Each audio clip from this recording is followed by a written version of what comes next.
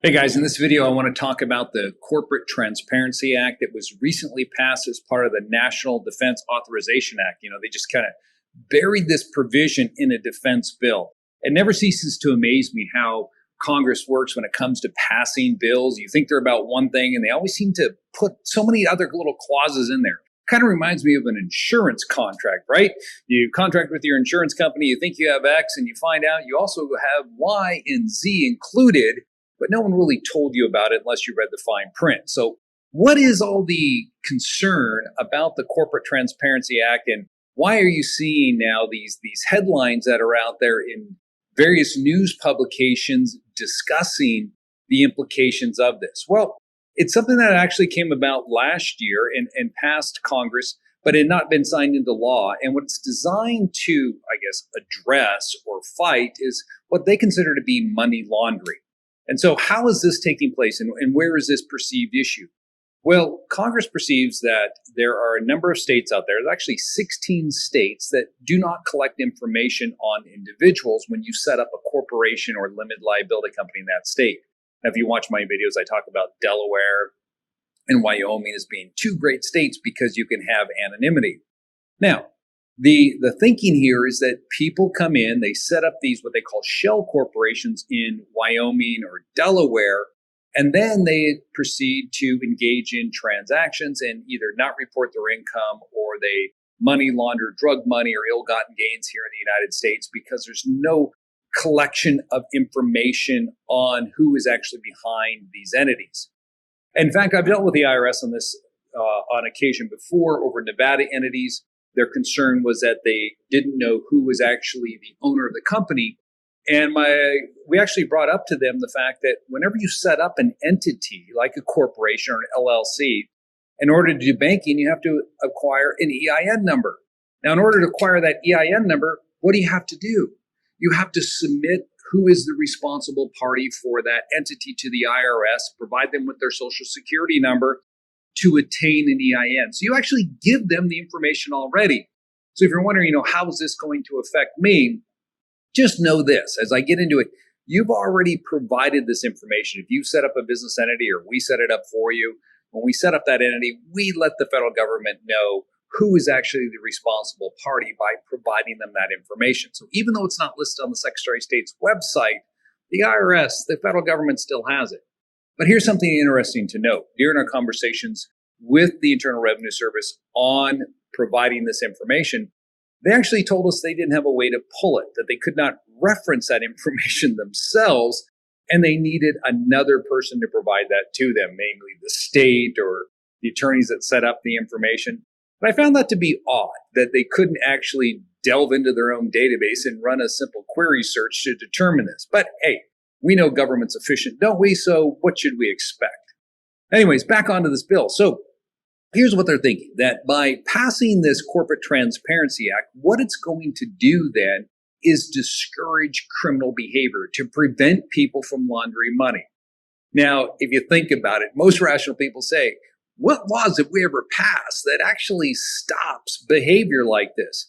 I mean, if you speed, do you get a ticket? Yes, and people speed all the time, and we have laws against speeding, but it doesn't stop people from speeding. And you could go on and make these same analogies. So the well-intentioned people behind this bill thought this would be a great idea to prevent individuals from setting up corporations and not disclosing who the owners are if we make them provide the owner's information to another government database, FinCEN. So what they want to require is that you're going to have to provide information to FinCEN, and what they're looking for is if you set up a corporation, a limited liability company, or what they added in the final bill is that another business entity, a similar business entity, organized under state law, as you can see here. And really what this comes down to is, I think what they were trying to address is the fact that people can create trust, business trust, and they could get around this. Now, if you're not setting up a business trust, you could set up another type of trust that's not a business trust or a statutory trust, like, for example, a Delaware statutory trust, and still technically not have to disclose the information. So the drafting language here in Part A, I think, is kind of weak. If that's what they're going to, people will just find a way around it. But if they're using business entities such as limited partnerships, statutory trust foundations, they're, in my interpretation and reading of this, are probably going to have to provide the owner's information. And so who are they looking for? They're looking for anybody that has substantial control over the business entity. You have to provide that information to the federal government. Or those individuals that own 25% or more of the company. That information is going to have to be provided as well. So what information are they looking for? Well, they're going to be looking for your name, your social security number, and I believe a copy of your driver's license or a copy of a passport. And that's going to have to be updated each and every year. Now, failure to do this will result in penalties of up to $10,000 and possibly 2 years in jail. So the thinking is that by requiring individuals to supply this information, it will cut down on any types of tax evasion through the use of what they term shell companies or money laundering activities. Now, let's face it, if you're already a criminal and you're going to engage in criminal activity, how is this going to stop you? Do you think now that they're going to say, oh, I have to disclose this information and I don't want them to know that I'm doing it? Of course not. They'll just use someone else, some shill to step into their place to provide their information, or maybe they'll use false ID, buy something from China. You can get plenty of fake IDs over there and supply that information to the federal government.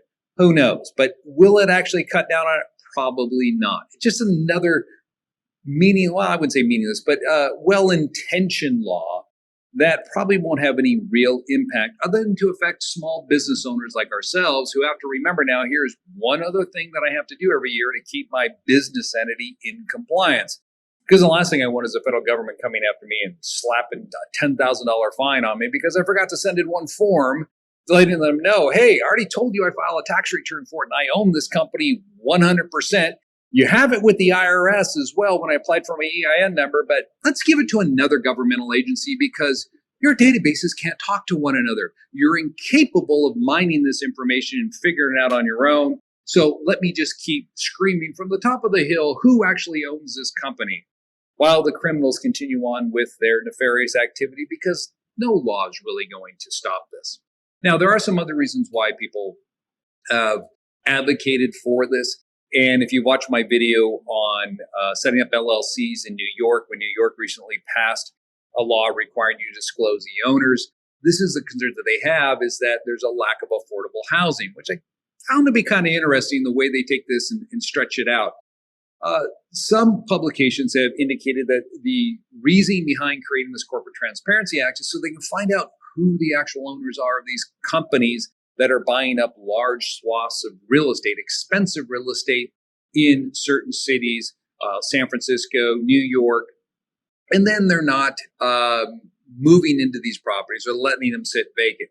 Now, what the argument is, as I understand it, is that by allowing companies, shell companies that have anonymous owners to buy up this property and park their money here in the United States, it creates a lack of affordable housing. Well, I don't think a penthouse apartment in New York would qualify as affordable housing regardless who bought it. But they said that puts pressure on the market in general to drive up prices because that money's pouring in. Now, the fact that you don't know who the owners are, or you do know the owners are, I don't see how that's going to stop this from occurring because the information that's going to be collected by FinCEN is not actually available to the public. So yes, they're going to collect this information. No, you're not going to know who owns it anyway. So if you wanted to engage in a public pressure campaign against, other individuals who are just buying up real estate and paying inflated prices for it, I mean, come on, it's their money. Why can't they do what they want with it? Then how is this going to help you to stop that type of activity if affordable housing is your number one concern in these specific locations? There are probably better ways to address it, like they've tried to do in certain places by requiring developers put in so much affordable housing or in their units have so many units dedicated to affordable housing when they have a certain type of property that they built and they're going to lease it out. But again, I guess it comes down to this. The more information we can collect on individuals, somehow we feel that this is going to help prevent crime. And at the end of the day, it'll probably, in my opinion, have a less than meaningful impact on the type of activity they're trying to prevent. But who knows? We'll see what happens. Hopefully it does. if there is a lot of crime like that taking place, this will stop it. But for the average individual like ourselves who are setting up LLCs for real estate, corporations for our small business, it's just another hoop you have to jump through. Information that you supply to the federal government on an annual basis is going to be held, as they say, strictly confidential, unless someone hacks the database. And that information is not going to be released to the general public. You're just going to have to make sure you're doing it every year. That's why it's good to have a registered agent. As at Andersen here, we serve as registered agents for 20, 30, 40,000. I forget how many companies we now work with. And we keep that info, or that's something that we remind our clients of on an annual basis, in addition to their annual filing. So when you're considering this, you don't want to run afoul of this law for sure because of the penalties. And I'm sure they're probably going to give you, one or two passes. If you do make a mistake and you forget to file it, and they'll warn you need to file it. But it's something you don't want to get on anybody's radar screen. So by using a professional service to remind you of all the additional filings now that you have to do on an annual basis to maintain your entity is probably a good idea. There's a lot of companies out there, thousands of companies that offer that type of service for your business entity. So I would probably suggest that you keep that in mind. Hey guys, if you like this video, give me a like. And if you haven't subscribed to my channel, be sure to subscribe to it because I got a lot of great content coming out this year. We've got, with the change of the administration, what's going to happen there with the tax side. You're going to want to know that, especially if you're a real estate investor or a small business owner. So take it from that. Corporate Transparency Act, not that big a deal at the end of the day, but you need to know about it because they will be releasing guidance on what has to be reported on these business entities. And oh, by the way, if you have an existing business entity, don't fret. As I understand it right now, you have 2 years before you have to start reporting that information. But on the new ones going forwards, well, we're going to have to come up with that reporting right away. All right, everyone, take care.